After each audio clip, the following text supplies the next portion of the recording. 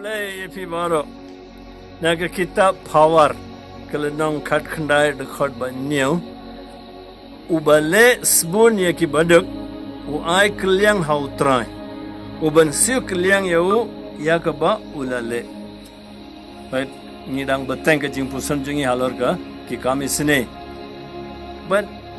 ngan pani if kanega tin ublay kumno kala urlong shisha ngin phasha ki kam jung ya apostol kala nong shipo de khol lai phu we ongumne ko Cornelius uble ula yasngo ye ka jing duai jum phi but ula kan mo ki kam le isne jum phi pe kita power long kumno but kane Cornelius menta uble la ong yo uble ula ula kan mo ki kam isne jum phi but jisu wong ulah hikai ingi gumna sepangane tangban pai ki saka gospel kat kumu Matius kalau nang arfusan dekat lai puwe terter pide ban pulelut amar kade sepang jim bishar bakhaddu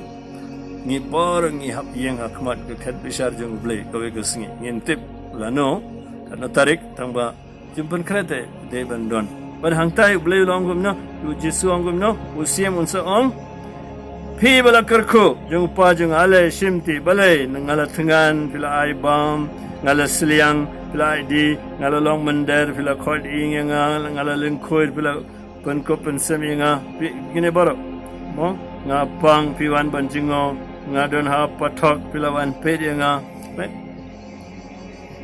baro ki kamis ne but kumba la ong ka kitab power wa uble unam klet un ai bainang but fide ban pule lot ngang nam pule na banda juti de khandia ka homework khandia ru ga de fide ban pule ru sitti shaki hebrew tunang ndri sipo sitti ba jong paulus shaki koren khandai ndri hadu pra kitab ecclesiastes khadue baningkong kine barong ip ba pensa sotu kamshai jingkai chapanga ki kami sine bun mangi ngila tep ngila suntu tamba aga porban le ni play ne ni salia ne nim longi ba kloi ban yarap sisindon re ble onsa ai baino haga jing bishar ba khaddu don kiwe ki jingkilli thangine ngala ban ong yefika final question paper la dep leak lupa ngidon lupa ke jingkili hakti jongi tingi hap